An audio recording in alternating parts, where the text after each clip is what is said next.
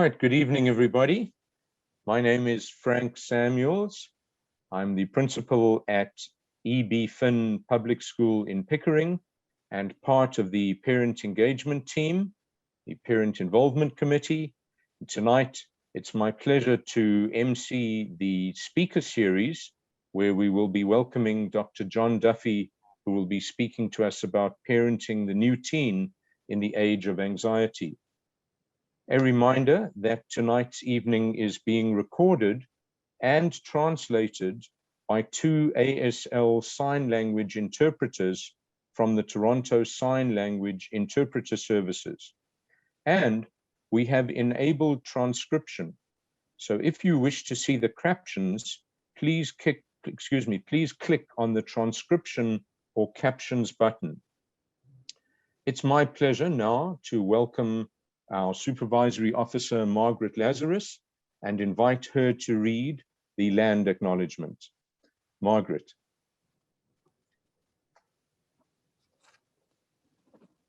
The Durham District School Board acknowledges that many Indigenous nations have long-standing relationships, both historic and modern, with the territories upon which our school board and schools are located.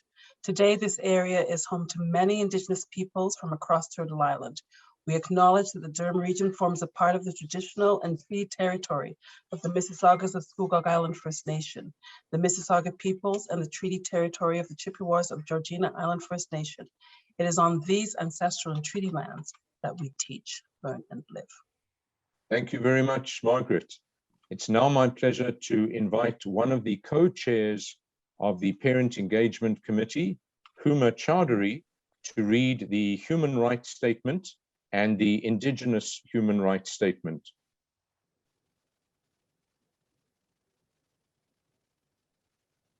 The Durham District School Board is committed to learning environments that are safe, welcoming, respectful, equitable, accessible, inclusive, and free from discrimination, while placing human rights and equity at the center. The Durham District School Board recognizes Indigenous rights are distinct. In the exercise of those rights, Indigenous staff and students shall not be subjected to actions with the aim or effect of depriving these distinct rights. Thank you very much, Huma. It's now my pleasure to introduce Director Nora Marsh, the Director of the Durham District School Board, and to invite her to bring greetings to us this evening. Director Marsh. Good evening. Thank you for that introduction, Frank. I want to begin by thanking everybody who's in attendance. Really amazed by the number who have signed up, and also to thank the organizers for everything you've done in terms of getting tonight ready for our community. We know, given how many have signed up, that this topic is one that is dear to your heart. And I have to say, having worked in secondary schools as well as having raised teenagers, I know that for all parents, this is a topic that we consider. And it is natural for youth to experience some angst as they develop and begin to reflect more on their values and identity. However, when that turns into distress, it can also translate into anxiety. This generation of teenagers in particular are experiencing a greater rate of mental health challenges because of the reality of the pandemic and its impact on societal norms and expectations. Staff at the Durham District School Board recognize the impact that lockdowns have had, the reporting and prevalence of deaths in the news and in terms of the volume worldwide, and the resulting economic instability caused by the pandemic have played an impact on family dynamics and impacted adults and children alike. In Canada, in the first month of the pandemic, 1 million jobs were lost. We know that economic instability also translates into greater anxiety for many. Children and youth have had to face challenges that none of us would have ever imagined when they were pre-teen. Stress, fear, grief, and uncertainty have weighed heavily on them, which has resulted in many struggling to manage their mental health. May is Mental Health Month, so tonight's session is definitely on point, but at the Durham District School Board, we have focused on mental health throughout the year and throughout the pandemic.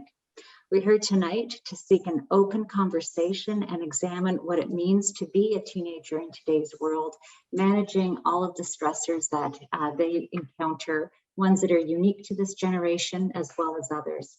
We look forward to receiving practical, helpful, and pertinent advice about how we as caring adults can support the teenagers around us from Dr. Duffy. And I know I'm going to be listening intently because even though my children are now in their 20s, I think I'll be able to learn some good lessons as well. So again, my welcome, my sincere thanks for giving the time and the care that we all have for the children and youth in our community. Thank you.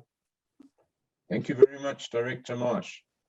It's now my pleasure to invite the second co-chair of our Parent Engagement Committee, Jim Van Allen, to give us a few words and to talk about a survey at the end of the evening.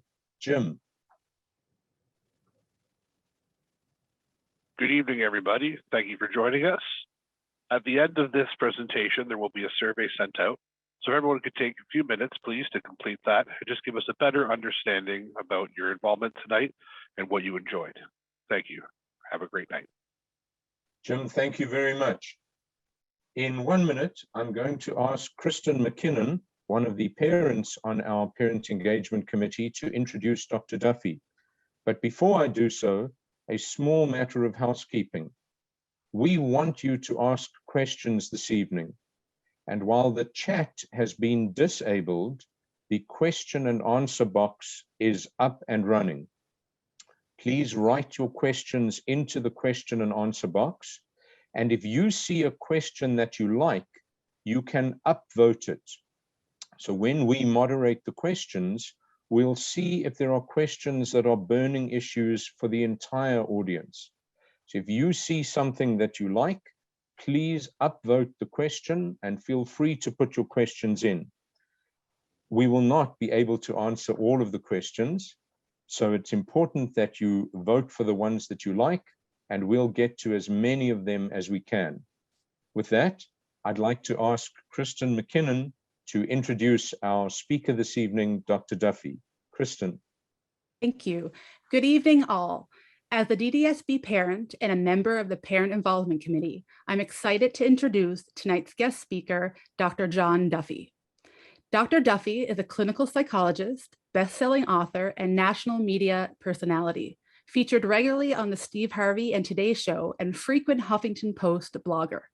Tonight's webinar will focus on the importance of building strong parent-teen connections during a time when teen and preteen stress, anxiety, and depression levels are at an all-time high, and as parenting becomes increasingly complicated and difficult.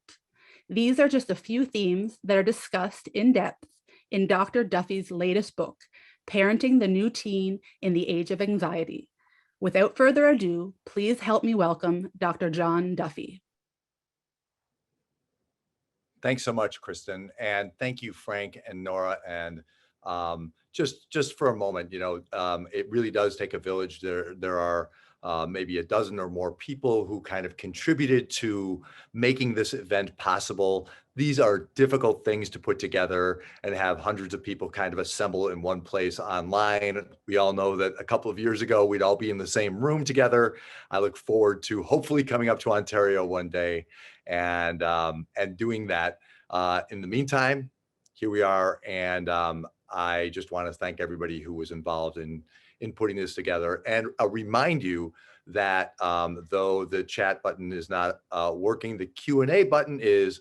And if you do have a question you want me to address a little later, I will be happy to do that. And make sure you just give a like or a thumbs up to any questions that ring in particular for you, and we'll make sure we get to the most salient points in due time, as quickly as we can.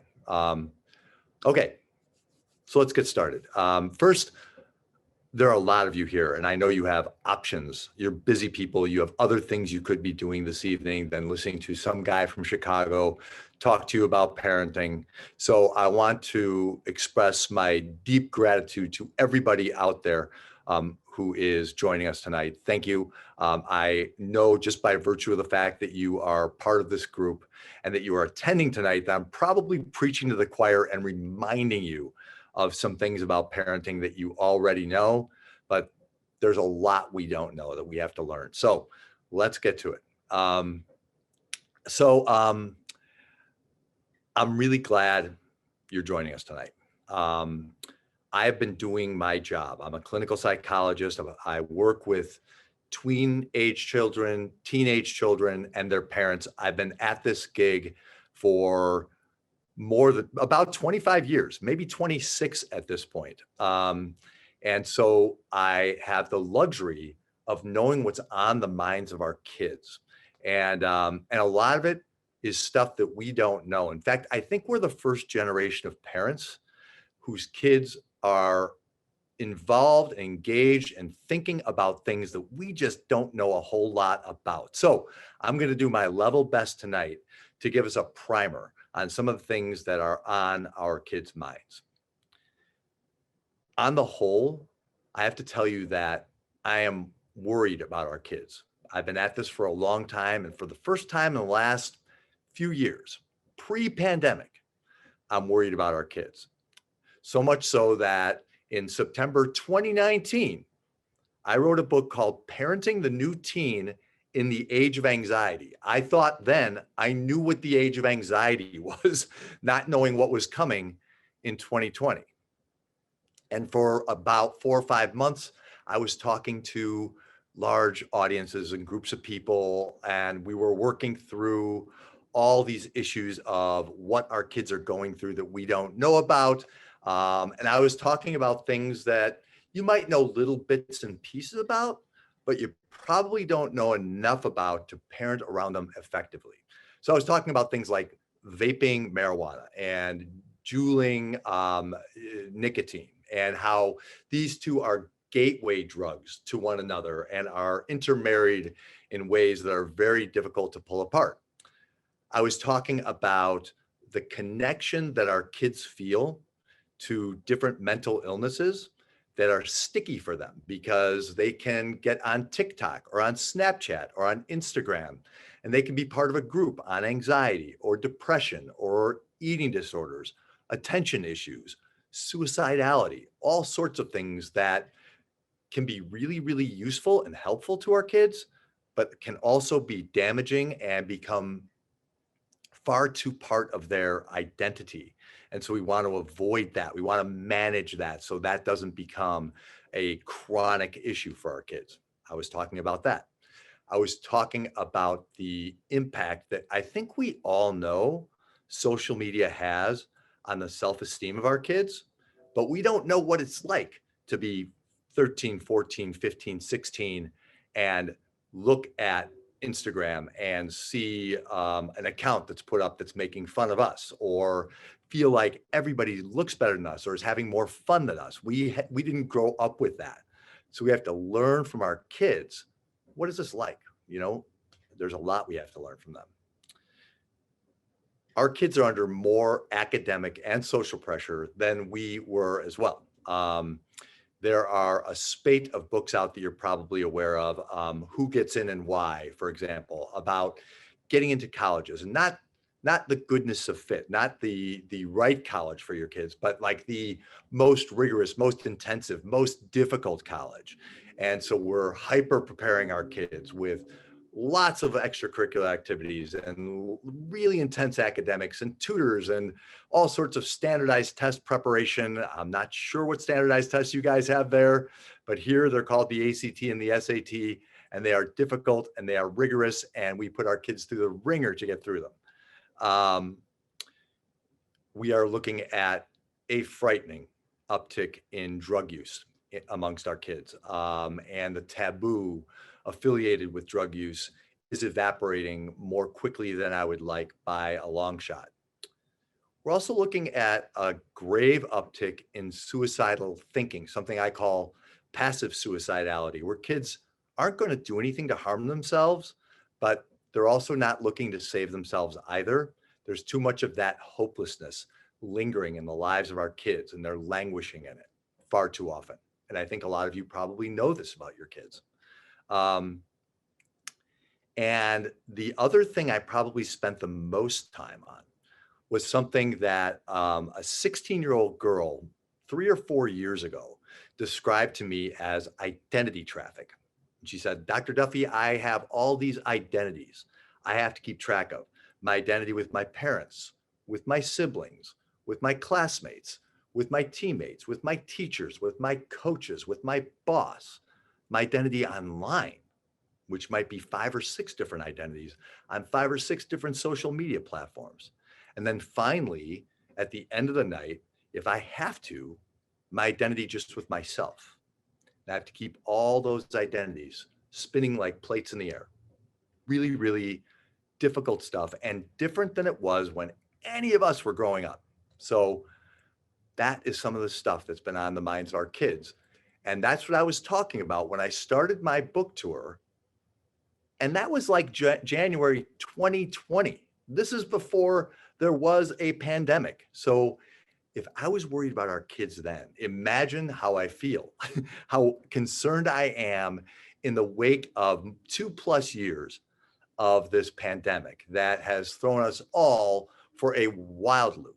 How concerned I am for our kids, how concerned I am for you guys, their parents, their guardians, their caretakers, so much more. It's amplified quite a bit. So we have a lot to talk about tonight. Before we get into it, I want to give this one little caveat. I'm going to give you some tough news tonight here on the front end.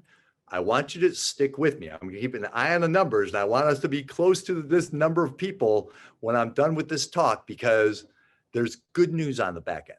So I'm going to deliver the tough news up front and give you some tools that you can put to use at home tonight, if you choose to, that will help to mitigate some of the anxiety that your children are suffering, perhaps right this moment. Okay, cool? We got a deal. All right. First, I want to introduce you effectively to a client of mine. We're going to call him Tim. This is not his real name because I am very loyal to the HIPAA laws here in the States. And Tim is 18 years old now. I met him just before the pandemic started. Tim presented like a guy who surprised me that he was in therapy at all. He was smart and handsome and did really well in school, was involved. He was an athlete. He was a singer. He had an awful lot going for him. He seemed to have a good group of friends. And I remember being puzzled, like, why is this guy in therapy? And this happens pretty frequently where I'm sitting across from a teenager thinking, on the level of functioning scale, this child's doing really well. Why are they here? So I asked him, what are you doing here? And what he had to say surprised me. It was a number of things. One is he was worried at 16 when we started that he was never going to be able to afford the type of life he was living now, the type of life his parents were providing for him. He was certain he was going to be a failure. Again, this is a smart kid with good grades. This isn't one of the bottom 20% of the class kids who's worried for a cause. He's doing really, really well. But he's thinking, my parents are telling me I'm not going to get into any schools, so I'm worried about getting into colleges. And he had failure on his mind virtually all the time. This occupied him, that he just wasn't going to be successful, that he didn't have what it took to be successful. And if he did, sometimes he would look at the lives of the adults around him and think, I don't know if I want that life, because they don't seem that happy with what they're doing. So a lot of us don't think that way, right? When we were kids, we weren't picturing like what our adult life was going to look like. Do you remember that? Do you remember thinking about your adult life like this as a teenager? Because I didn't. And I think most of you probably didn't either. We had this luxury, my wife talks about this a lot, of daydreaming and idealizing what our lives were going to be like.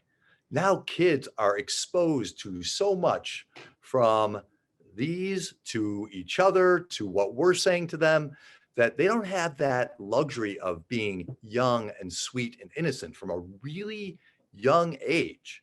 A lot is expected of them. They're expected to know a lot because they have this depth and breadth of experience and knowledge that we did not have when we were kids. And that is a blessing in some ways, but I got to tell you, in some ways, it is indeed, honestly, a curse.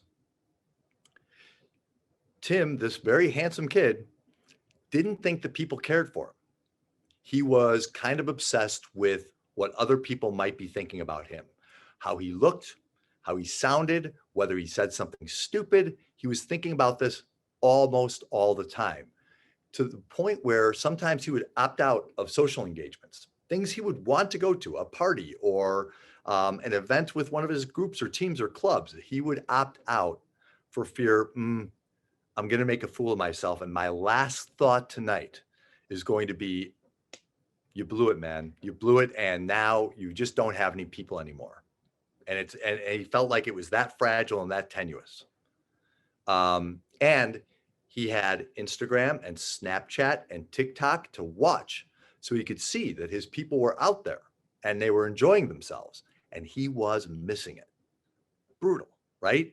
And this is the kind of stuff, again, that we can't imagine, but that's our kids are dealing with all the time. Here's where it gets a little dicey. I wish I didn't have to say this part, but I'm going to, guys.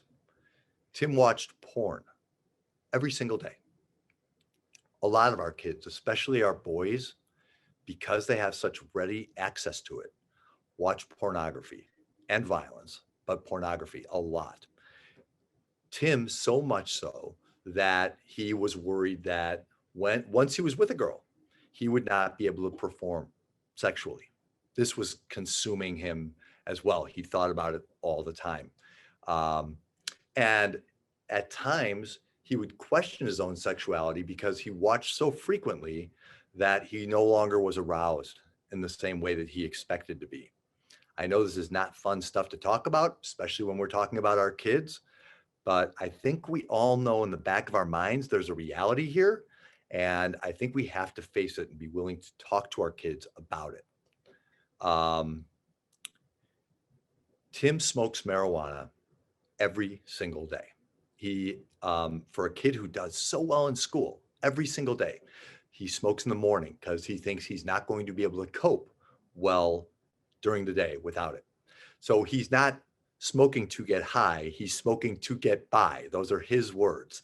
He copes throughout the day through smoking. Sometimes he'll sneak out of a class and take a vape pen with him and hit that in the bathroom so that he can make it through the next class.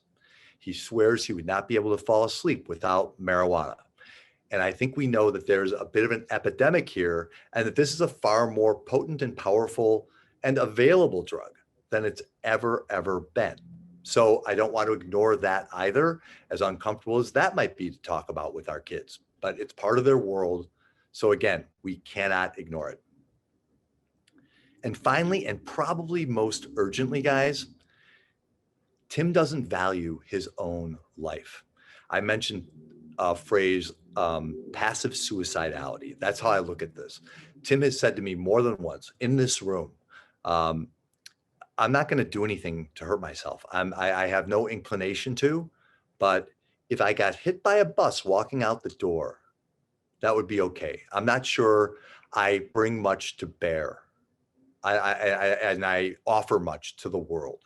So it would be okay. I don't know that anybody would miss me that much. I don't know who would show up at my funeral.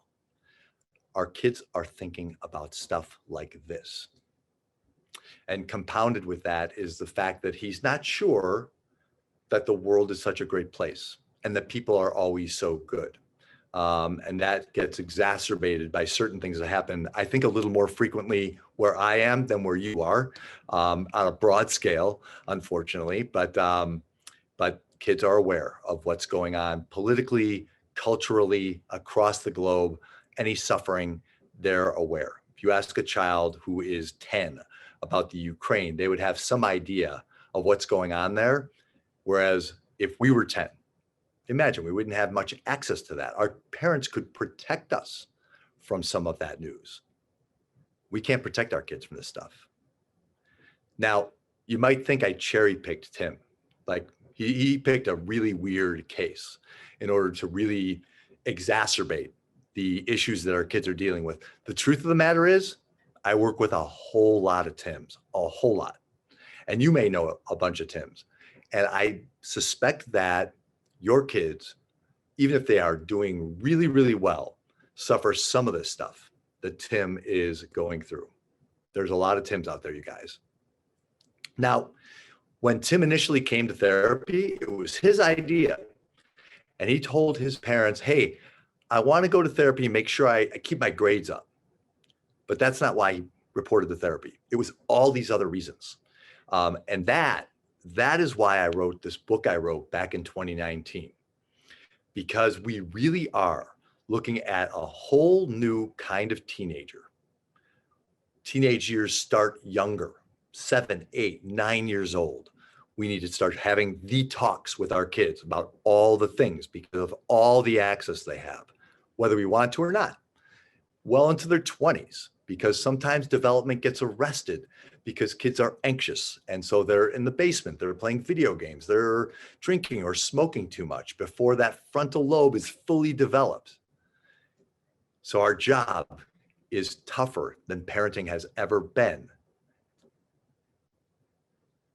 And that's the reason I wrote that book, because if you just look at the table of contents, if you go onto Amazon tonight and you look at the table of contents of this book, you'll see just a list of the things our kids are dealing with. And it's overwhelming. And an awful lot of it we don't know about. And we can't expect our kids to train us on every element of being a teenager. That is unfair. It's unreasonable. And eventually they'll kind of throw in the towel like, you're never going to understand. I've seen that happen far too often. That's why this book exists. That's why I'm talking to you now, because I want you to feel armed with some information so that when you talk to your kids, you're not starting from no knowledge whatsoever, that you have some idea what's going on out there. Now, some people said, like, you're talking about the age of anxiety. So you're talking about anxious kids, right? You're talking about kids who are diagnosably anxious, who have OCD or have some other anxiety disorder. They have panic attacks, or they refuse to go to school, something like that, right? I suppose, yes, I'm talking about those kids, but I'm also talking about all our kids and the world our kids inhabit. If you put it on a frequency scale, it is loud. The world is a loud place for our kids. So part of our job is to create some degree of calm, understanding, safety, and sanctuary for them. And I will walk you through some methods for doing that in just a moment. So hang in here. I've just got a little more to go through, because everything I was just talking about, every issue that Tim is struggling with, this was pre-pandemic. That was before COVID, you guys, before any of this stuff ever happened. Now the pandemic strikes. And I had to ask myself, the stuff I wrote in this book, does this stuff still apply? Or are kids dealing with a whole other set of issues? Well, the truth of the matter is, the answer to both those questions is yes. All of this stuff still applies. Honestly, issue by issue, it's been amplified over the course of the pandemic. Probably part of the reason that we've got a massive turnout here tonight, because we know that our kids are struggling with an awful lot of stuff. And the pandemic, of course, has added to their burden and their losses and their fears as well. So I'm going to talk a little bit more about that. And then I promise you, in the not too distant future here, I will get to some solutions. I'm going to introduce you briefly to another one of my clients. We will call her Shannon. Not her real name, because of our HIPAA laws down here. They're very, very strict about this. I met Shannon in April of 2020. So we are just into the pandemic, right? Now, Shannon has some of the same concerns as Tim does, but she's got some other ones too, as you might guess. For the last couple of years, she's missed her friends. And now that she's back together with them on the whole, she feels like she's missed a social practice effect, so that she's not connecting the way she used to. She has social anxiety for the first time.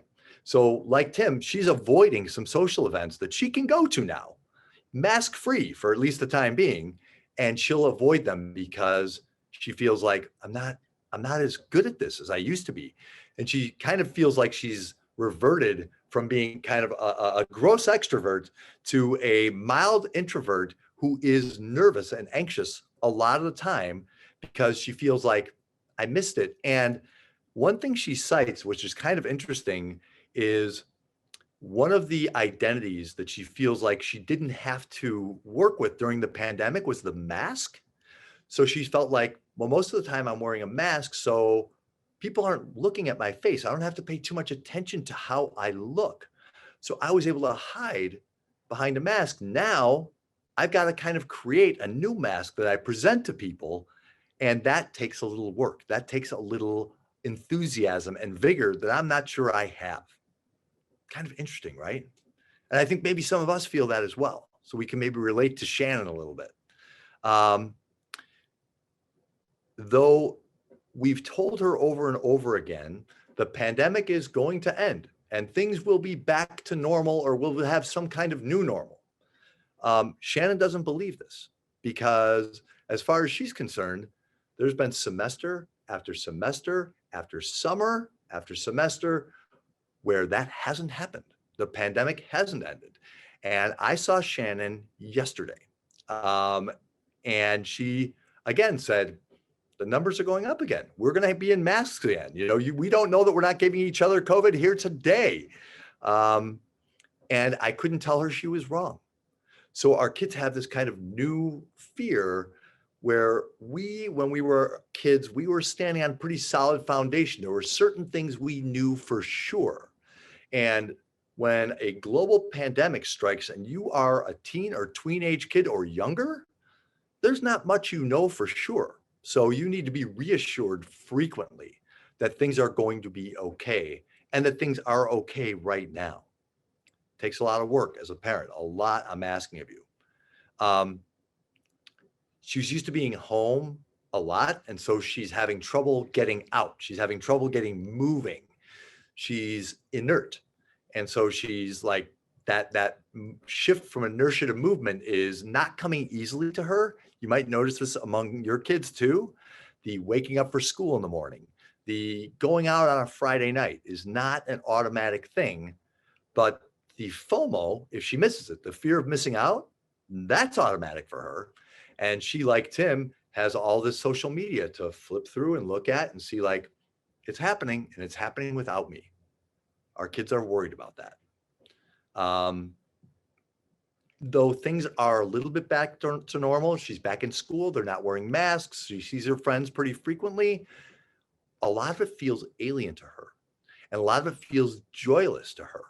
So if we expect our kids are walking into school, and because things are kind of normal now, they should feel normal and everything should feel great to them, please remove that expectation, because this feels weird to them. To most of the kids out there that I've talked to, and I've talked to an unbelievably large number of them. My wife will tell you, I'm here all the time talking to kids. Yeah, that's a concern for sure. Shannon has asthma, and so she's worried about getting COVID. So a lot of people think their kids are like nonchalant and cavalier about the disease itself. But most kids aren't. It's on their minds. It crosses their minds, and they might say, "Oh, it's no big deal," or if I get it, it's not a worry. But they don't want to make us, their parents, sick. They don't want to make their grandparents sick. They don't want to make anybody sick. So they're conflicted about this thing, and I'm noticing an uptick in that in the last couple of weeks as we've seen the numbers, at least here in the States, start to creep back up again. Shannon says she's lonely in a deeper way than she ever thought she could be. And it started with those first couple of months when she wasn't able to see her friends, hug her friends, flirt with people in the hallway. Some of those things that we all took for granted when we were kids, that kids took for granted just a couple of years ago. Now they're kind of sacred to kids and they don't take much for granted. They always think, hey, this is a season or a play or a math test. Any of this could be taken away from us at any time out of nowhere. Not blaming anybody for it, but it could still happen. And that's unnerving for our kids. On top of the pandemic, by the way, she is worried that civil unrest and political disagreements are going to get between her and her boyfriend or her and her friends. She's worried about civil war. She's worried about what's going on in the Supreme Court here in the States. She's worried about what's happening in the Ukraine. She's worried about people who are hungry across the planet. She effectively, because she has access and she has empathy, she is deeply concerned for all sorts of people. And she, in the meantime, is not able to fully attend to what are just the normal parts of adolescence, that normal progression where we're just trying to establish an identity for ourselves, separate and apart from mom and dad, right? That's the important part. And yet a lot of kids, their attention and their empathy is elsewhere, and far away, sometimes halfway across the planet. And she has subreddit and TikTok and these kind of dark web news pages that she turns to, and a lot of kids turn to support those fears and those anxieties. Overall, Shannon describes a sense of desperation and depression and anxiety that she never thought she was capable of. She's always considered herself to be a happy, upbeat person. She is a cheerleader.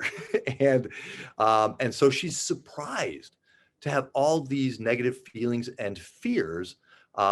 She's never been medicated with anything other than an inhaler because of her asthma her entire life. And she is now on 3 psychotropic medications to help balance out her moods. There are times when Shannon comes in here and tells me she is honestly fearful of losing her mind. And I hear this from a lot of kids too. So there's a lot going on in the minds of our kids. So just like you think, I don't think I have a Tim, you might think I don't have a Shannon either. And you might not. But I assure you that some of the things I've been delineating here are on the minds of your kids if they're upstairs in the house where you are right now. So just be aware that even if your kid seems fine, I just want you to know that a lot of this stuff is on their minds. It's worth checking in with them. It's worth just starting conversation with them frequently. Okay, so given all that, there are some shifts I've seen in families over the course of this pandemic here, right? So back at the beginning, the situation was acute and urgent in households. Here we have something called the Department of Children and Family Services when there is an urgent or emergent situation going on in a household. I hardly ever in 25 years have called them. In the past 2.5 years, I call them several times a month because families are together and under stress in ways we never anticipated they would be. I've had to call the police a few times when it seemed like violence was imminent in households. That's never happened before, So there are certain things, we're in uncharted territory, and certain things are pointing to that. Now, the condition is chronic. We've been at this for a long, long time. So like I was saying a moment ago about Shannon, our kids are sedentary. They're not moving. And our kids need to move. They carry a lot of anxious energy around, and they need to disperse that. And they need to do it on a regular basis. Really, they need to do it every day. But they're listless and they're resigned to some extent to unpredictable circumstances outside their control that make them anxious, right? That's why we're seeing an uptick in depression and anxiety and substance use and abuse. Part of it also is that our kids are sorting through now in the wake of the pandemic, kind of as we're on the back end of at least this last phase, sorting through what they've lost. Graduations and seasons and proms and plays and clubs and recitals and hanging out and flirting and playing and all those stupid, dumb, fun in-jokes that you create with your friends. They've missed so much. And most of them are really, really good about it. And it's not like in the front of their minds, but it's in the back of their minds. They know, man, I've missed some stuff that I know my older brother and older sister had, or my parents had when they were my age. I know this isn't the normal way that things were supposed to go. And that's an odd, unnerving feeling. We know because we feel it too, right? For those of you out there who have kids who are involved in things, right? You know, like, I miss it too. I miss being in the stands for the thing, or I miss meeting some of the other parents in the class, or I miss seeing them with a boyfriend or girlfriend, or studying instead of staring at a screen. You know, we've all missed a lot. And so it's been a fairly devastating couple of years. So I like to think that we are approaching a time of recovery. So a fair question to ask me now is, all right, Dr. Duffy, you've given me a whole steaming load of bad news here. What's the good news? Now what? What am I supposed to do with all of this? That's a fair question. The good news is, with the right energy and tone, I want you guys to know that you have agency over what happens from here. A great deal of agency. And we're going to talk about some of the things that you can implement in your home tonight, tomorrow, the next day, that will make an enormous difference in the lives of your kids. Okay. First, let's talk. So we're going to talk solutions. That's what we're going to do from here on out. And then keep those questions coming, and we'll get to those in about 15 or 20 minutes or so. All right. The first thing I want you to think about is self-care. We all know the bit about, like, the airplane is falling and the oxygen is low, and so the masks drop down. And the first thing we're supposed to do, counterintuitively, is put on our mask first so we can be present and available and conscious to help our kids put on theirs, right? I need you guys to take care of yourselves. Take really great selfish care of yourselves. Like, I want you to overcorrect in this regard, because I need you on your game to take care of your kids. So if you don't have somebody to talk to on a regular basis, I want you to talk to some adult about your fears, your frustrations, your anxieties, your joys regularly. And that can be a spouse, one of your siblings, somebody at work, a parent, any adult. A therapist wouldn't be a bad choice. And just let them know what it is you're going through. And the catharsis of doing that, of working through your stuff, clears the deck, first of all. You'll feel better just saying the words, even if nothing happens. It feels good just to say the words and get those feelings out. So I strongly urge you to do that. The second thing I'd like you to do is take frequent breaks from social media and your phone and your computer and your tablet and what other screen you're looking at right now. Because we all know if we were social media junkies and screen junkies before the pandemic, we have so thrown the curve by now, right? It has gotten so much worse in the last couple of years, almost by necessity. Our kids were in front of a screen for a better part of a year, just in school, for 6 or 7 hours a day. So to the extent that you can put that down, not only is that good for you, your mind, your body, your spirit, but it also models something for your kids, that this does not need to be the center point of your life. This can be in the margins. Let's put it out there.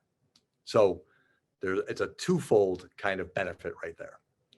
I've kind of suggested to you that our kids are losing hope. So I want you to think about hope for yourself. Think about your future. Think about the hope you have, the dreams you had, the stuff that you might have put on ice for the last couple of years that it might be worth bringing up. Places you want to travel to, the job you want to get, the guitar you need to learn, or the marathon you want to run, whatever it is, get back to that and bring hope back into your lives. Again, this is a little selfish because I want this is modeling also for your kids, but hope is in real short supply right now, especially among young people, and they're not even aware of it until they're talking about it. But trust me, it's not there. It's not there to the degree that we need it to be there. And always keep open the option of therapy for yourself. So if you feel like, man, my emotions, I'm having a hard time managing them for whatever reason, or I've got something from childhood I haven't worked through and I keep putting on the back burner and I figure I'll get to it when the kids are grown. Get to it now.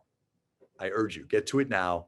And again, we're modeling something, but also we need you on your game. I need you parents operating at like 95 to 100% from here on out, because parenting is mighty work and we need to be present and available for it. With our fears, our judgments, our egos on the back burner. So our kids know they can turn to us as allies, guides, and consultants. Cool. All right. Because nothing's more important. Nothing's more important to yourself, your community, your kids than your self-care. So make that the number one thing. If you take nothing else away from this, take that. Think for a moment about the vibe in your home. Chances are you're at home right now. Think about how it feels in here. When your child crosses the threshold, coming home from school or with their friends, what are they getting? What's it like in this place? Is it warm and inviting? Is it kind of cold and uninviting? Is it judgmental and harsh? Is it pleasant? Is it loud, or is it dead quiet in here? Just take a moment and take your home in. Just look around for a minute. And think about, as a guide, think about just an atmosphere that you like. And think like, well, there's way too much clutter in here, or it's sterile in here, and we need to liven the place up a bit. But create an atmosphere, keeping in mind that out there for our kids, it is noisy. So home has to feel comfortable, like a sanctuary. And I mean that. If your kid is coming home and heading up the stairs and heading right to their room when they get home, you probably have a change or two you want to make down here, down here on this area where you are now. Just a thought. Here's a tougher bill of order. For a moment, I want you to think about what your kids get from you when they get home. Do you light up when you see them? Light up. Because on the worst day, this is what your kids need from you more than anything else, is that you light up. They're carrying these burdens around, like the kids I described earlier, right? And on the worst day, when they have broken every house rule and failed the test and gotten in trouble at school, they need to know that if you can cut through all that chaff that stands between you and her, that the two of you can catch each other's eye and she knows, I've got you, we're good. There's 1,000 things you need to change and we've got a ton of work to do, but fundamentally at the core, I got you, I love you unconditionally. Because we have to remember every single relationship that we're engaged in, everyone, the one with your spouse, the one with your people you work with, the one with each of your kids, has an emotional bank account tied to it. And if that emotional bank account is in the red and has a negative balance, it doesn't matter if you read every parenting book on the shelf, if you come to every single seminar that this district is generous enough to put on, you're going to find like, I'm doing all the right things. Parenting isn't working. All this advice is garbage. It's useless. think the emotional bank account and think about adding to the balance. How do you add to the balance of the emotional bank account? By having positive interactions with your kids. There's some really good research out there on relationships that suggests that you can have all out wars. You can argue with your kids. You can have debates with them. You can have really negative interactions on occasion, but they have to be way outweighed by positive interactions by 5 to 1. So for those of you who are married, think about that, a ratio of 5 to 1. A lot of couples would tell me, oh, we're more like this. We're more like 5 to 1 in the opposite direction. We have hardly any positive interactions, but we'll snipe at each other pretty regularly. So positive interactions with your kids are good news. This is the reason we get into the parenting business in the first place, because this is the fun part. You go and you grab an earbud and you put one in your ear and you say, what are we listening to? Why do we like this? This is rap music. I don't like it. It seems misogynistic. Tell me why we're listening. What show are we watching? What video game are we playing? What's going on in your class? What is vaping and how does that work? How does Snapchat work? Get to know them, get to know their worlds, get to know their interests. Trust that they're different than yours, but come to them with curiosity and not with an agenda. They'll know. They're smart, they're cunning, they'll know if you're coming at them with an agenda of changing their behavior. But if you're just curious, often, that doesn't mean you don't parent, doesn't mean things don't have to change, but these are deposits in the emotional bank account and they're money in the bank with your children. And I mean that like literally, it funds your relationship as a good one going forward. When I wrote my first book 10 years ago, my son was 15 years old. He's now, do the math, 10 years older, and we're still really connected because I'm not great at everything, but I pay a lot of attention to that emotional bank account. And remember, you're not just funding your relationship with your kid for right now, but for 10 years from now, 20, 30, from now on. You want to enjoy them and you want them to enjoy you. So you're going to get them to listen to you better and you'll know them better and you'll have a more peaceful household if you attend to that emotional bank account. And that starts with lighting up when you see them, when they walk in the door. Good. I'm going to throw one quick note in here, and I've got my eye on the clock. I'm not going to go far past the top of the hour. I might take Frank a couple of minutes out of that, but I'll try to be tight here. Some of you may see during the pandemic that your kids were thriving. So you might be thinking like, I don't know what this guy's talking about. My kid did better in school. My kid was perfectly happy being alone and being at home with just the family, and we did great. I had a little bit of that in my life, where things are contained and controlled, and I get it. I get where, you know, like the known, when it gets down to like this little universe where we're just home and we just have to manage this, and we're not dealing with all these interpersonal variables. There's a comfort level there, but it's a dangerous one.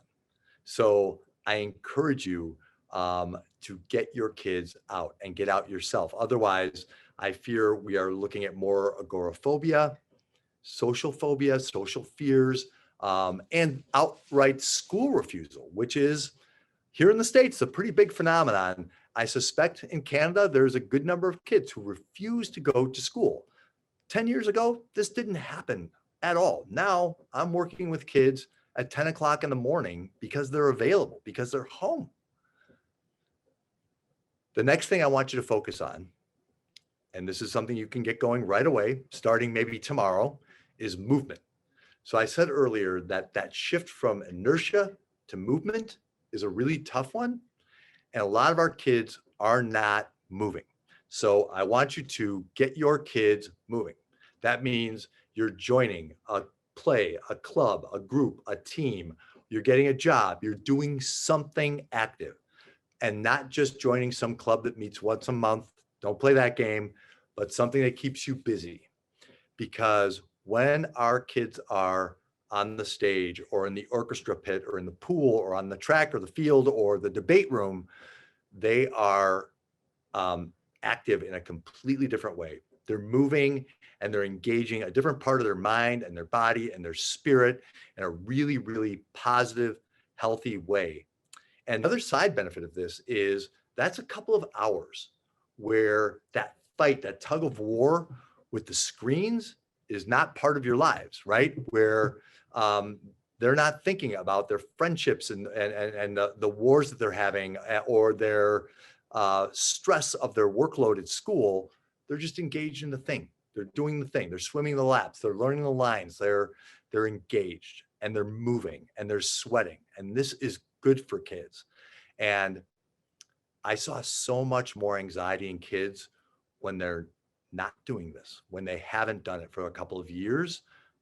The anxiety level is so high, and there is no better way of keeping kids off my couch back there than movement, of all things, right? So we talk about cognitive behavioral therapy. That's the behavior, moving. Just get them moving. If it means just go walk the dog at night, let's get started somewhere.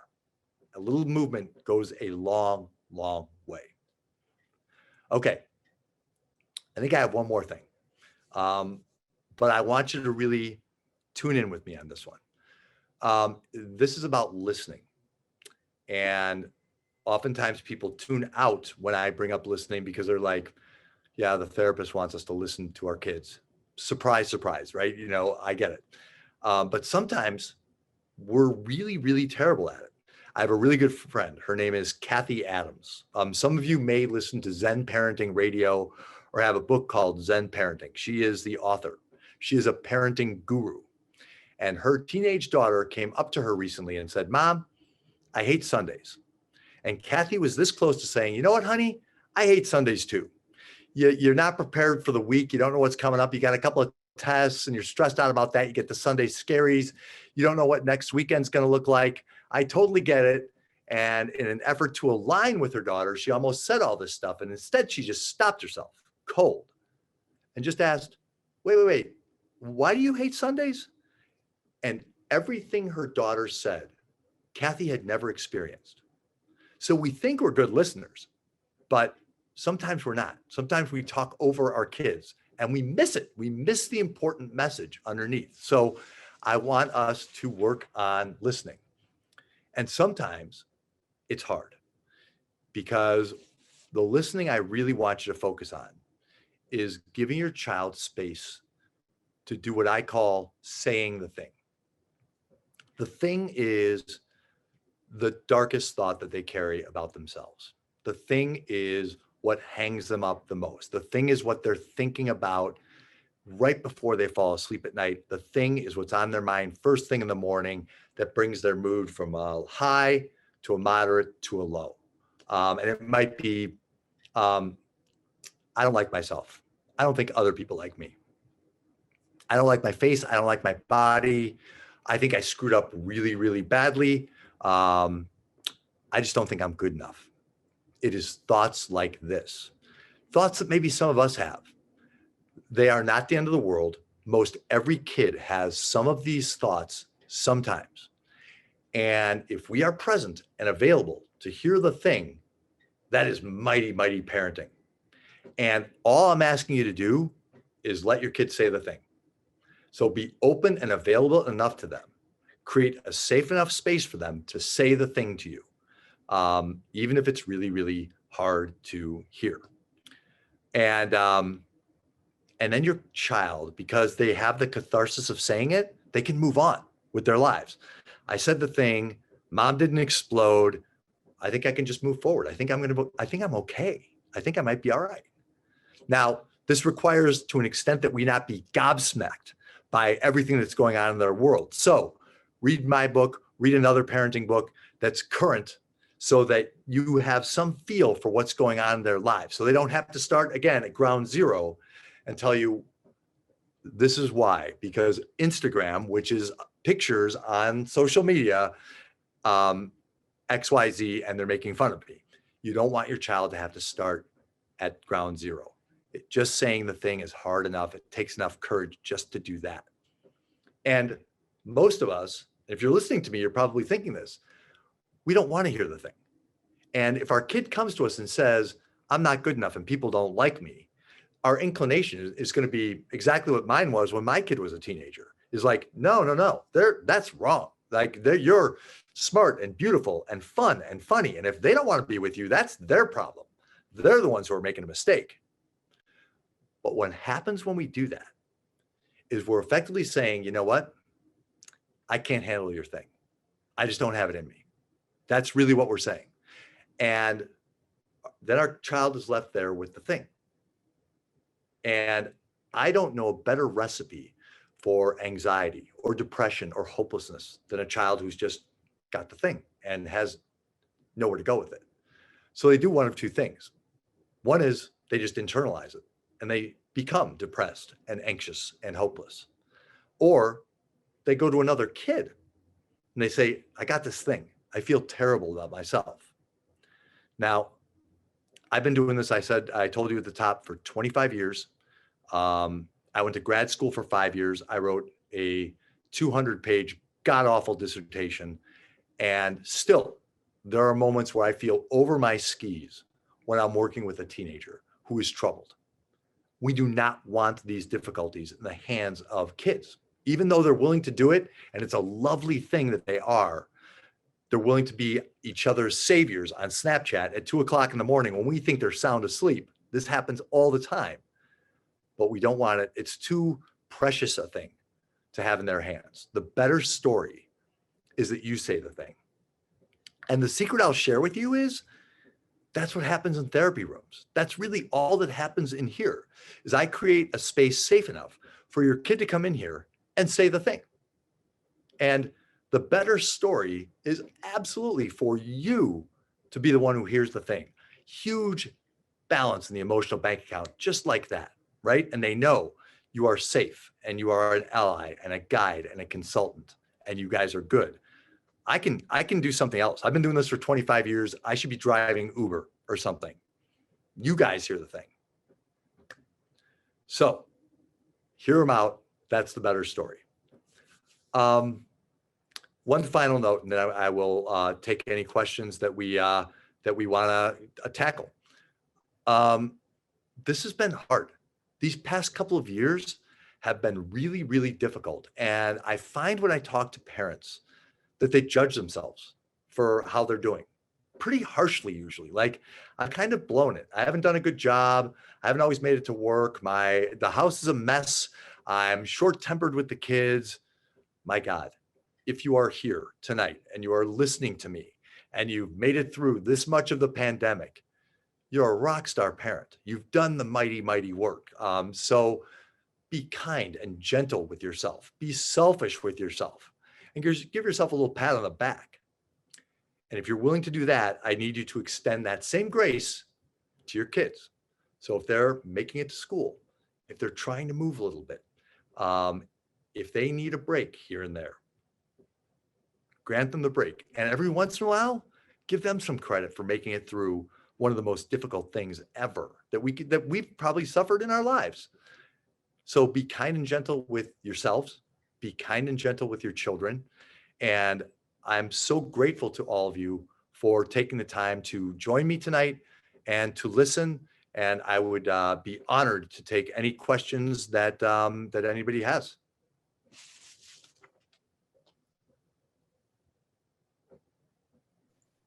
Thank you very much, Dr. Duffy. And with your permission, I'm going to select some of those questions and come back to you about them in a minute. 1 second.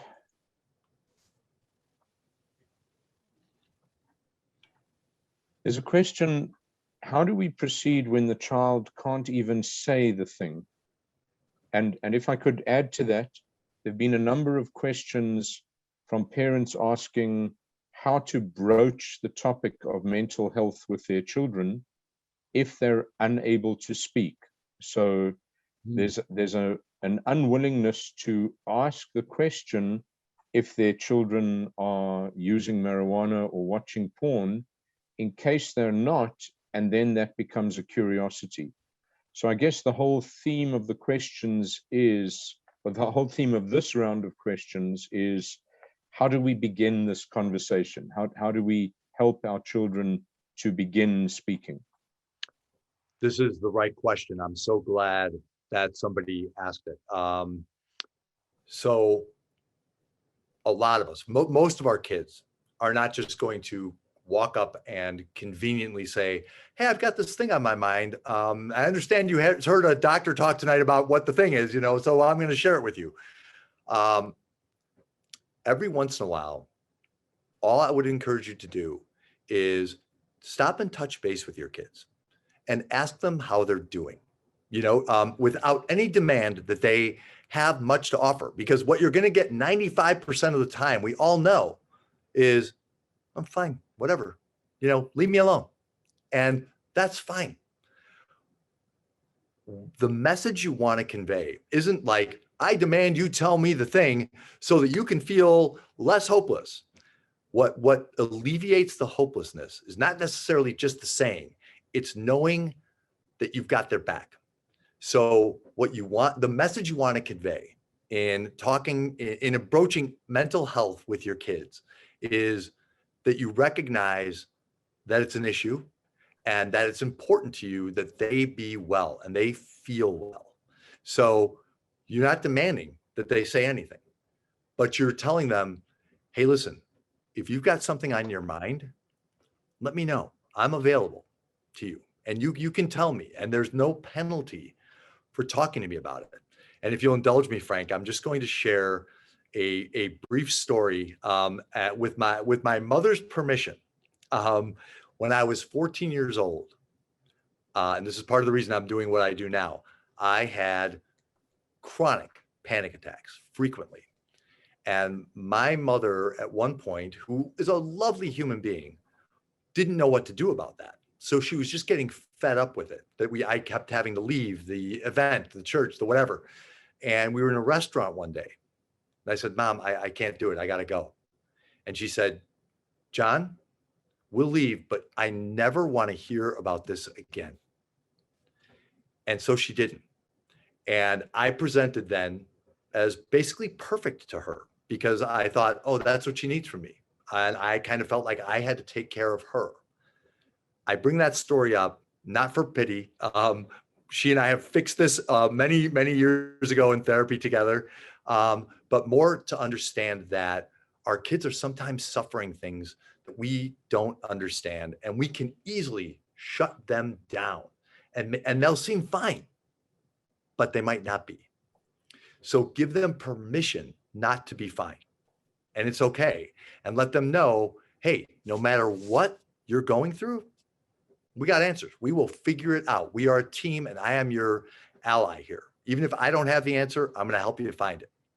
And that hope is what's going to carry your child. Thanks, Dr. Duffy. It's interesting. The most popular question is the one that I'd like to put to you next. What is your advice for a parent if a parent's child doesn't want to go to school every day? This is unfortunately a more and more frequently difficult problem. And our inclination, and I'm imagining that I am talking to more than one parent here, but for you who asked the question, the inclination is, and I know this from working with a lot of parents of kids who refuse to go to school, is to lose it, right? Because it's maddening. Like, we can't imagine, when we were kids, unless we were playing sick, which I think some of us can admit to doing, that we would just say, no, I'm not going to go. Don't, and we're like, get out of bed and go to school. You have to go. This is a law. It's your duty. It's your job. You have to go. But we all know how ineffective that is, right? The more we try to pull our kids out of bed, the more they're likely to hold tight. What we need to get down to is the why. There is a reason. Our kids are not just in the business of testing our parenting acumen. What they really need is to dig deep and think about what it is that's going on at school. What about that building is making them effectively anxious? And it could be a number of things. It could be, geez, I don't understand a word of what's happening in chemistry and there's a test. It could be, I've got these bullies who come after me every single day. It could be questioning my gender identity or sexual identity, and I'm not sure what to do about that. And I'm a little mortified to look the way I do. I work with kids in that situation. Whatever it is, if we can help drill down to the why, then we can help our kids get to a comfort level with going to school. But sometimes they don't even know.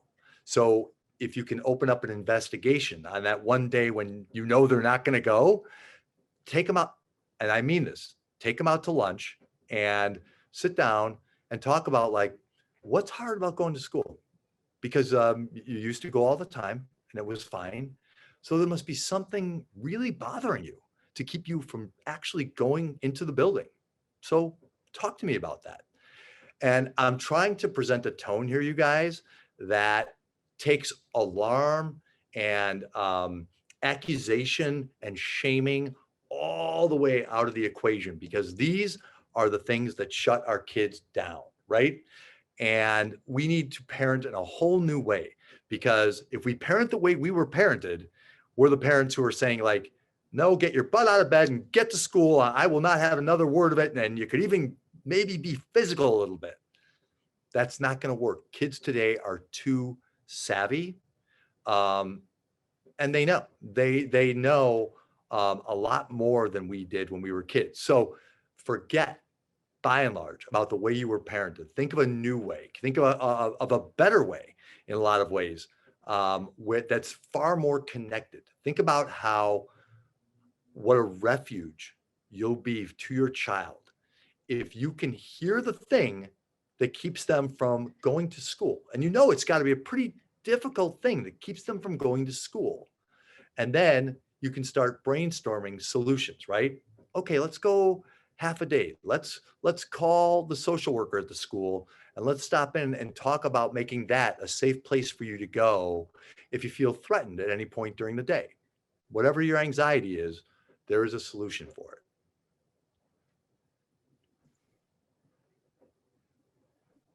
Thanks, John. That's a great answer. The next one needs you to be somewhat of a forecaster. And it's a tragic question, but one that's got a lot of upvotes. How can a parent know when a teen is needing professional help before something tragic happens? Yeah, a most important question. Thank you for asking it, and thanks for everybody who put a thumbs up on that, because this is a big one and this is an important one. On rare occasion, your child will tell you.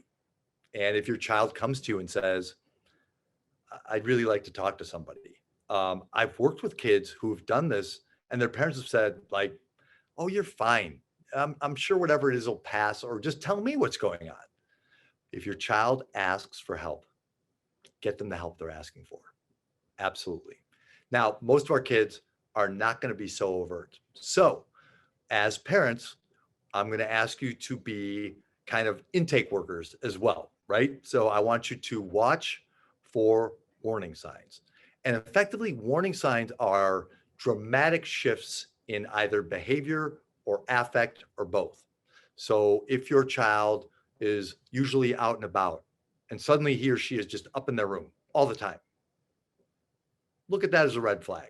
That's worth asking the question, everything okay? Are we doing all right? You know, like, in checking in with them. If your child is normally really sullen and suddenly they're really gleeful, their mood changes in the other direction, even that is worth a, hey, I noticed a big change in you. Talk to me about that. You know, I want to make sure that you're good, that everything's okay. If your child is not going to school, that's definitely a warning sign. If your child suddenly is hanging around with a completely different group of people, if they're abusing substances on a regular basis, anything that is a dramatic enough shift in behavior or mood that it gets your attention, and you or your spouse, your partner, or just you notices, like, that seems strange. or that's unusual. I've never seen that in him or her before. There is never going to be any harm in asking the question, are you okay? Some parents will ask me like, wait a minute, if I do that, am I kind of suggesting that things aren't okay? No, I don't want you to worry about that. Kids are smart, kids are savvy, and you can be really clear and overt and meta about that. Like you can say, hey, I saw this talk the other night, and this guy was saying that if I saw a dramatic shift in affect or behavior, I should ask my kid if everything's okay. So I'm asking you. And he also said, as I'm about to say, sometimes, maybe once a week or so, just check in. Do a mental health check with your child, every one of them. And just ask, I just want to see how you are. Are you good? Are things okay with you? You doing okay socially? How's school going? Anything really bothering you lately? Okay. If nothing's bothering you, fine. If anything is, you know where to go. Come and talk to me. And if you feel at all like, okay, this is an issue I don't really understand, or I think this is more anxiety or depression than I myself have the acumen to manage, you will never regret bringing your child to therapy. So, if it's even a question, and even if there's pushback, even if they say, I really don't want to talk to somebody, find a good adolescent therapist and just tell them, you know what, go a couple of times and just talk to this person. Let's just see how it goes. I'm sure everything's fine, but let's just, for my sake, we're going to do a gut check and we're going to go talk to this person. And here, pull the parent card a little bit. You don't get many parent cards where you get to say this is unequivocally going to happen. We get fewer of those with every passing generation, but you have a couple of them. And here is a place where you want to use it, right? Where you're concerned about the well-being of your child. Therapy is non-negotiable. Thank you very much, John. Then here's a tough one, but again, one of our most popular questions. And I guess you've mentioned exercise and movement already, but are there any other helpful tips to get our kids off social media? So I have a couple thoughts on this. The first one is we make the assumption that the screens are bad. They make us batty, right? We can't stand to see our kids looking at the screens. We have to accept, to some extent, this is the way our kids connect with one another, right? And this is how they figure out what's going on.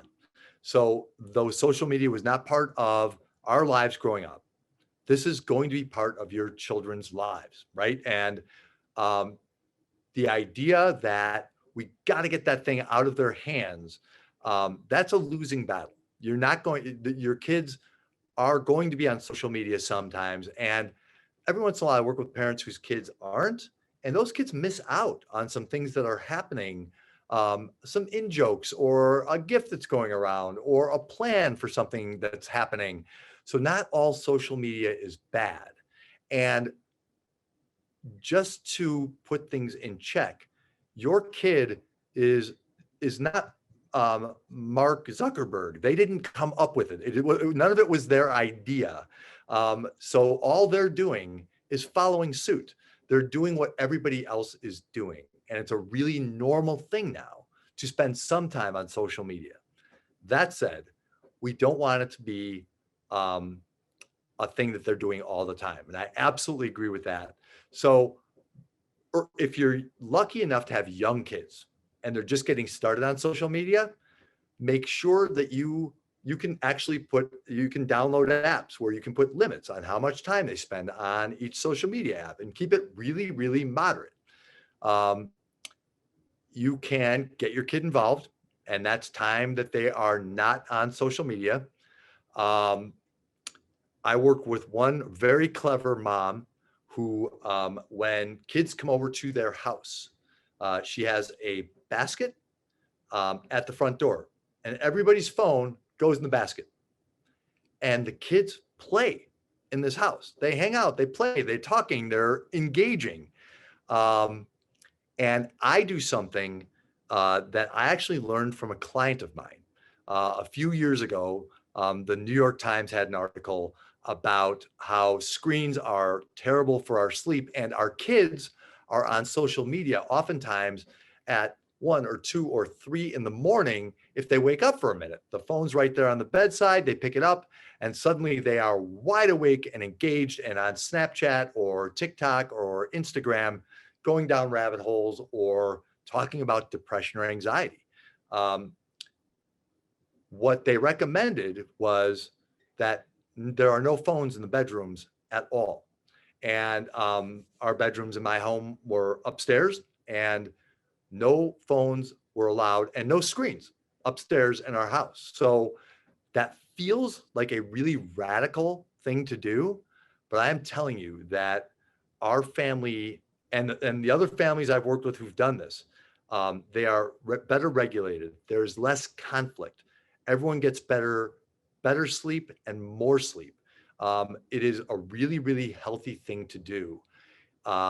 Anything you can do to get that phone away from your child's bedside. And what you might have to do is take your phone away from your bedside in order to model that and say, it's a house rule. We're charging phones in the kitchen overnight, and that is not something we're negotiating.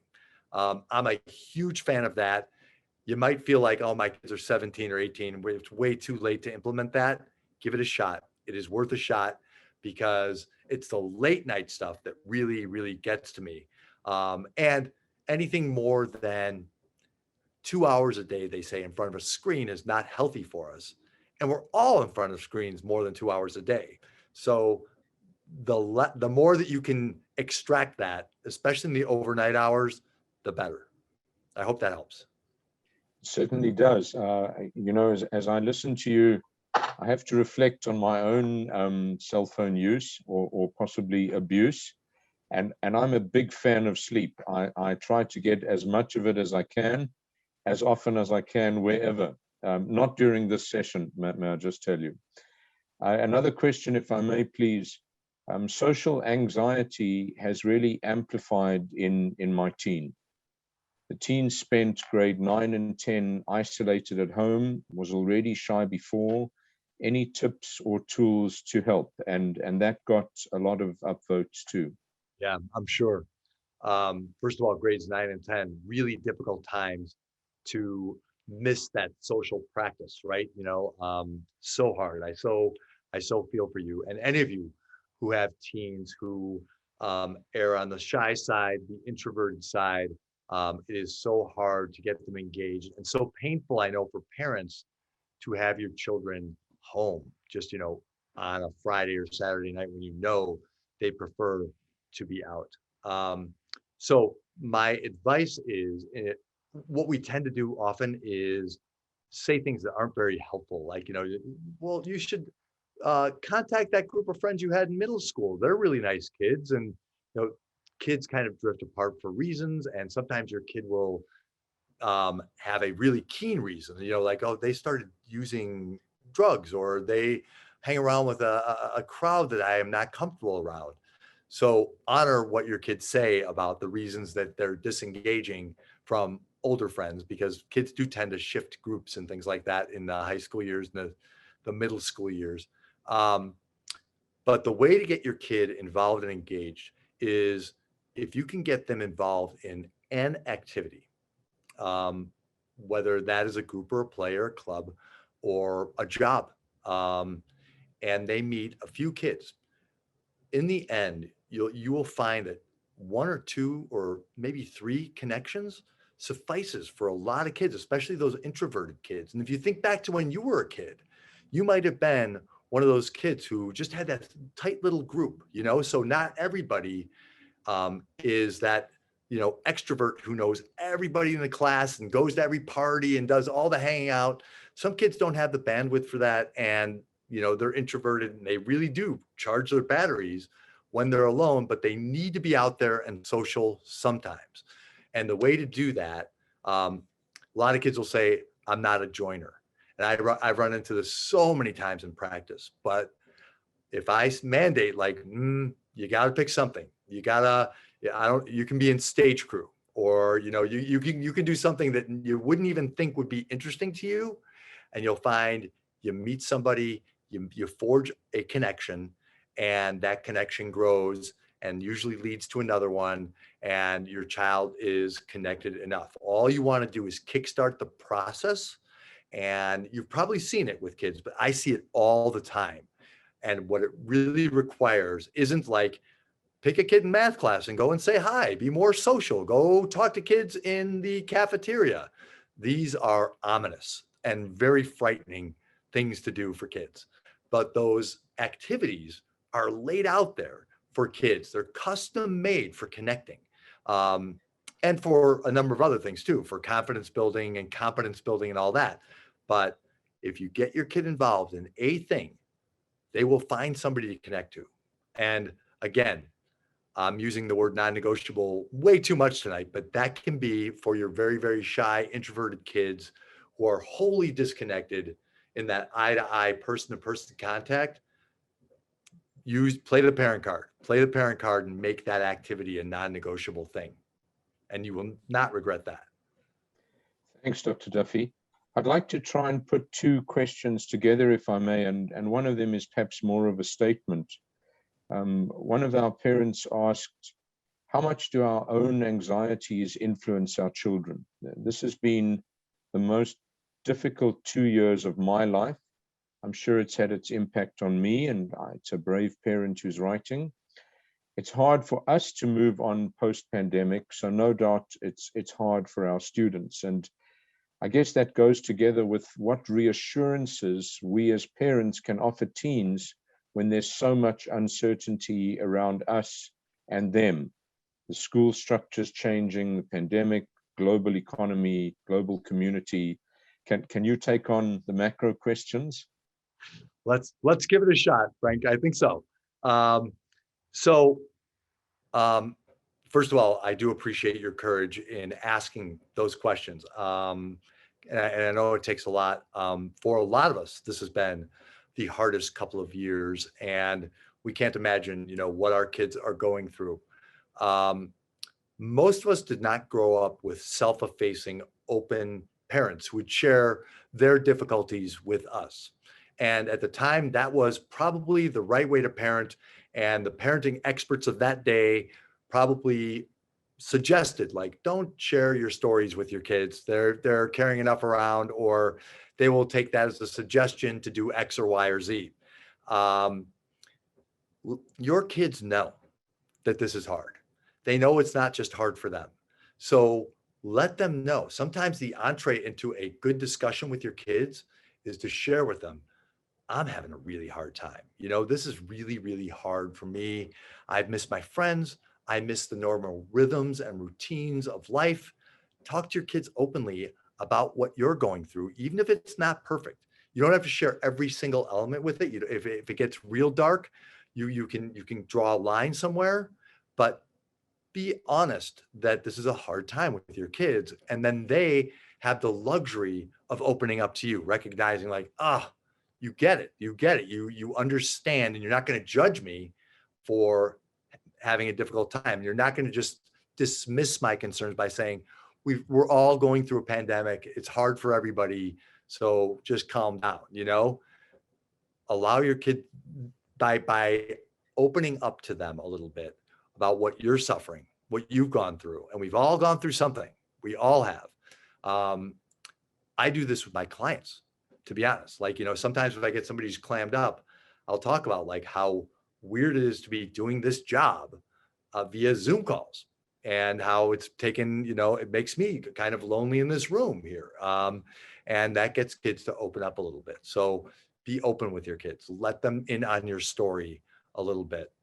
As far as providing that hope with all this global stuff going on, all this mega turmoil.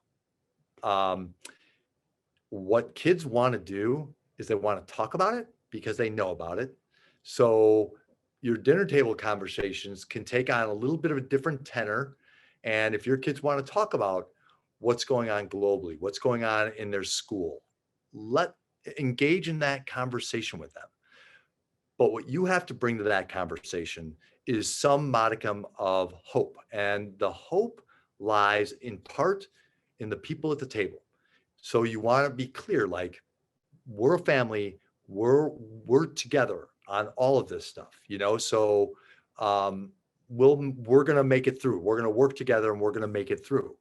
Now, in terms of global difficulties, what kids often need is something to do. If your child is concerned about the war in the Ukraine, for example, I'm working with a group of kids at a high school here in town, and they are putting together care packages wrapped in the Ukrainian flag that they are sending over to Poland to get to the refugees who are in some of those Polish towns right at the border. And that being able to do something, to take some action, that helps kids breathe their way through it and feel like doing something useful. I'm making some contribution. Their anxiety and depression and hopelessness rises when they do nothing and just hear about it, read Twitter about it, and they don't stop reading, right? There's always more on Reddit, on Twitter, on TikTok, you name it. The news is for a generation that never watches the news. They are better informed than any generation preceding them. They know what's going on up to the minute, and that's not always good for them. But if you give them some action to take, that helps them a lot. That helps them get through it. Thanks, Dr. Duffy. Thank you very much. Perhaps moving away from students, a question for a parent, and just to give a time check, with your permission, perhaps we can take another 3 or 4 questions and then wrap up the evening. Do you have any advice for parents who are on the edge of burnout from the necessity of being constantly mindful about their kids' anxiety and constantly troubleshooting, encouraging, empathizing, advocating? Yes. Yeah. This is something I sometimes forget to address when I'm speaking to parents, is that I'm often preaching to the choir. I'm talking to a really, really active, dynamic group of parents who are engaged and involved in their kids' lives. And if their kids are suffering, you guys know it. And if they need help with homework, you guys are on it. And they come to you if they're having trouble sleeping at night. And so as opposed to being unavailable, distant parents, I am talking to, I know, because you're here with me tonight, a group of involved, loving, caring parents who want nothing more than their kids to feel good, to not go through a really painful time and painful process in their lives. I've got 2 thoughts. One is, one thing I haven't said tonight, but I will, is we haven't talked about the goals of parenting. But the goals of parenting, as I see it, are twofold: competence and resilience. So if you picture when your child is 17 or 18 years old, and they're off to university or whatever their next adventure in life is, and you are sending out into the world a young man or woman or child who is competent, capable of handling the tasks and the chores and the issues that come their way, and they're resilient. They run into a difficult time, they're resilient enough to manage their way through that. Think about the peace of mind you have if your children are competent and resilient. So we've spent now an hour and a half with me telling you, be involved, let your kids say the thing, be on top of your kids, ask them how they're doing frequently. Yes, but that's not most of the time. Most of the time, you're just available. And they're in charge. They're the general contractors in their lives. You're the guides. You're the consultants if they need you. So you don't have to be helicoptering. You don't have to be with them all the time, on them all the time. They don't have to be on your mind all the time. They need to know that you have faith in them and confidence in them, that most of what they come across, they can manage without you. So as much as I'm talking about the connection and forging the connection and getting involved, I also want you to take big steps back so that you, at the end of the day, can frequently say, hey, you had a bunch of homework tonight. Way to go. It looks like you got it all done, or you got most of it done. Good job. High five, So most of parenting is not parenting. It's not active parenting. It's stepping back, letting your kids know I'm the ally, the guide, the consultant that you can come to if you need to. But if you don't need to, I'm going to be over here. I'm going to be living my life. I'm going to be doing my thing. So think about what your things are and don't forego those. I work with way too many parents who always kind of depict their lives as on hold, right? Like, this is the time, this is the 25 years that I'll be parenting. And then when I'm done, I will run the race. I will learn the guitar. I will take the trip. No, don't put your life off. That's not very good modeling. That's not the life you want your kids to live. And that's not living your life. So you can do the things. You can do the things and have your life and have your leisure time and be with your friends and watch your show, watch Ozark and take a break from the whole thing and relax. You have the luxury of doing all of that. Parenting, as active a verb as that has become, is not constant. In fact, if it's constant, you're overdoing it and you're going to burn yourself out. So give yourself big swaths of time where your child is on their own, doing their thing and proving themselves capable, smart, competent, resilient. So take on the world when that moment comes. And think about the win-win-win-win that is, right?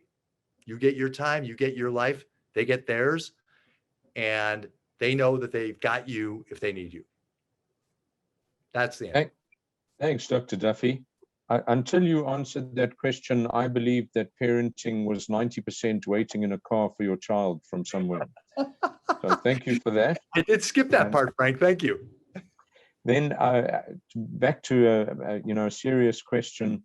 What's your advice for balancing a reasonably high bar for academic effort without adding too much pressure? Parent is concerned that lowered bar and what the parent is describing as learning loss in grade 9 and 10 with grade 11 coming up. And if I can just add a perspective from as a school administrator, I'm very against the term learning loss because I think everyone is where they are now. I'm not against some pressure, but you're the expert, so I'll keep quiet and leave the answer to you. First, I support what you just said, Frank. I don't love the term learning loss. I understand it, but everyone is where they are.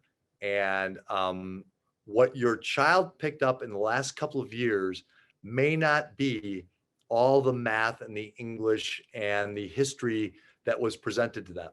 They picked up some of that for sure, but they did learn some competence and resilience. There's certain things they picked up that are irreplaceable and invaluable. So I don't want you to write off these years as wasted years, academically wasted years. Everyone's gone through the same process. So the fact that we've gone through a pandemic does not mean we load on the pressure, right? What I think we want to find for our kids is a balance, to think about where their skill set is and to keep our expectations of them high and reasonable, because the minute you lower your expectations, your children will lower them further. They'll recognize that you don't have faith in them. So most of your kids are really, really bright in some ways, in some subjects, and they have some distinct abilities, and you probably know what they are, and they might be unconventional and they might be perfectly conventional, but you want to kind of foster those strengths and abilities as much as you can. But in almost all things that they do, keep the bar high. Let them know that you expect them to do well because you know they're capable of doing well. I think I can add a word about homework here because this might be woven in. What kids often want to do, and parents sometimes go along and just ask, have you done all your homework for tonight? And sometimes we get into a tug of war about that. and you're not working hard enough, you're smarter than that, and we end up saying things that we might regret at some point. My bias is, and this is what I do with the kids I work with, is I ask them for where their sweet spot is in terms of time spent doing homework.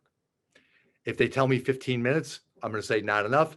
If they tell me 6 hours, I'm going to say way too much. But some might say about an hour and a half or something like that, let's say. And I would say, okay, then Monday through Thursday and Sunday, protect that hour and a half. And whether you have something to do, or whether you're reviewing, or whether you're writing a paper for next week or studying for a test for next week, protect that time. And that way your child kind of learns this discipline of protecting time, not just hurrying up to get the thing done. And that's kind of the sleight of hand I use with kids to get them to relax and allow their brain to kind of learn a little bit more organically instead of hurrying through because something's waiting for them on here or some other screen, or their friends are waiting out in the street. So again, don't drop the bar. Let them know that they are capable and competent and resilient. And to the extent that you can, give them a benchmark of time. And if you use time and say, okay, then you're in charge of protecting that time, and you can set your watch to it, the alarm on your phone, the timer. That I think would help. Thank you very much, Dr. Duffy. And if I can ask one more question, and I think we're coming to the end of the session.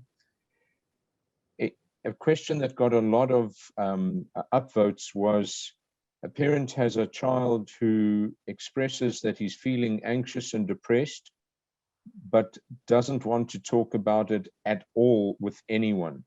Do you have a suggestion for an entry point to that? And before you answer, I do want to say, again, thanks to Dr. Duffy, and we have a number of copies of your book that we're going to give away to everybody who said that they would be interested in possibly winning one of those copies. And perhaps you could let our audience know where they might be able to get additional copies if they want to read what you've said. But back to the question, and then I'd like to wrap up after that, if that's okay with you.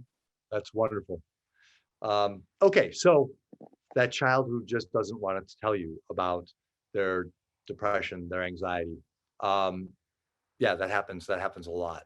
And it's frustrating because, a lot of parents know, oh, I so want them to say the thing. I'm here, I'm ready, say the thing to me. Just let me know what's going on and I'll help you through it.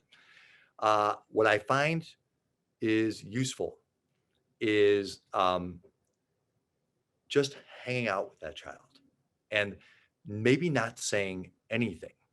A while ago, I worked with a dad whose son they didn't have the greatest relationship, and he was radio silent with him. And I made the suggestion to him, and he would go and put in a podcast, and his son would be like watching something or playing a video game in his room, and he'd go sit on his bed with his son, and they would just sit there for an hour and sometimes longer. And every once in a while, Dad would turn to him like, "You good?" They'd exchange a word or two. And then Dad started kind of organically, he would send his son a text at the beginning of the day. "Have a great day. I love you." Or an in-joke, just a little joke, little connection, little touchstone. And starting really with small inroads, getting to broaden a discussion and a connection with that child. This is something I recommend, I think, to all of us. This is actually not a bad ending point, is, all of us could probably use a little stronger connection with our kids, and just being with them, sitting at the same table where they're doing homework, going up and hanging out in their room for a minute, having them down and watching something together. Some of that togetherness, that glue, keeps your kid's psyche a little more intact, knowing like, I've got this family, I've got this mom, I've got this dad, I've got this caretaker to fall back on. I can tell. They don't even have to say it. I just know that they're there for me. And so you don't necessarily have to draw the words out. The idea is make sure your kids know, whether you're using words or gestures, you are present and available to them. And as long as they know that, they're going to be okay. And they'll come to you if they need help, especially if you tell them that that's okay, that that is welcome and encouraged. So if there's a theme tonight, I think it's probably that, is to keep the line of communication as open as you can, even if it's sound bites. And remember, our kids are texters, right? They're not going to give us an hour-long discussion. They might just give us a sound bite. I'm having kind of a hard time. Oh, that sucks. Tell me about it if you want. And they might want to today, and they might want to a week from now, but they know they can. And that's the key. And thank you all for hanging in here tonight. I so appreciate it. I hope it's been useful. And I know I'm talking to a whole lot of really remarkable parents. Thank you so much. Oh, Dr. Duffy. My book is available on Amazon. It's called Parenting the New Teen in the Age of Anxiety. My website is drjohnduffy.com. And starting in about a week, I'm going to be publishing some essays on Substack. And I think it's docjohnduffy@substack.com. Dr. Duffy, it's we who have to thank you. I think you've given us some incredible advice, and not only just advice, but practical tips. And if I can say, I really respect that in addition to talking about the why, you're also talking about the what. And the what gives us a chance to sit on a couch with our children and text them by speaking to them in 140 characters or less, or speaking to them in the car when there's no way for them to get out unless you're going very slowly. Dr. Duffy, you're engaging. It's a pleasure to listen to you. It is clear we have an expert in our midst.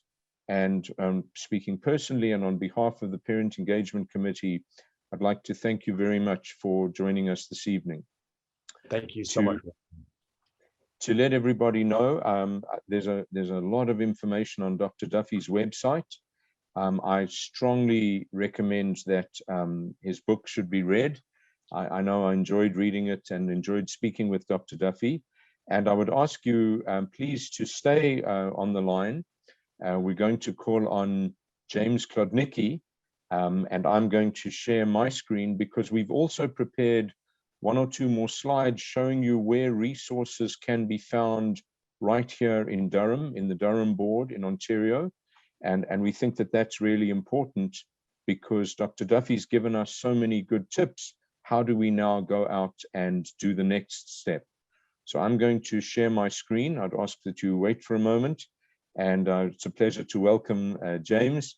I see James has joined us, and I'll let him continue with that, and I'll come on right at the end to conclude the evening. So Dr. Duffy, thank you very much again. And now to share my screen. 1 second, because of course, something's changed. Life is all about change, isn't it, Frank? Indeed. Let's try this again. Okay, thank you. We're seeing things. Perfect. Good evening, everyone. My name is, and thanks to Frank, and thank you very much to Dr. Duffy. My name is James Klodnicki. I am the absolutely proud principal of Donald A. Wilson Secondary School in Whitby, and my pronouns are he, him, and his. Thank you so much. You've heard a lot of thanks tonight, but thanks to all of you for attending tonight to learn about ways to support children and youth. And again, huge thanks to Dr. Duffy for his insights, his commentary, his assurances that hey, we're doing a good job. We know that the topics discussed tonight may result in concerns for your own child's mental health and well-being. Do know there is help. You can reach out to various community-based supports such as those listed on the slide for both ongoing support and for more immediate or crisis support. To access child and youth mental health service, several agencies such as KINARC, Frontenac, and CHIMO have collaborated to provide one number to access services. This number is referred to as central intake, and the number itself is 1-888-454-6275. Central intake is the front door to services and to supports for children and youth. You can also reach out to your school, and being a principal, we have tons of supports at school. So to access support through and based at school, that support could include your child's teacher, could include the school CERT, which is an acronym that we often use in education for special education resource teacher, or guidance counselor, or administrator. Answering one of the questions that popped up in the question and answer, every school in every area of the DDSB, Ajax, Whitby, Oshawa, Pickering, and the North, has a social worker and a psychological services staff person available to support your student. I'm going to repeat that. Every school in every area has a social worker and a psych services staff person available. You can even reach out directly through our DDSB website, where you'll find our MH button, our mental health button, which provides the opportunity to fill out a form and to connect with a member of our DDSB mental health team.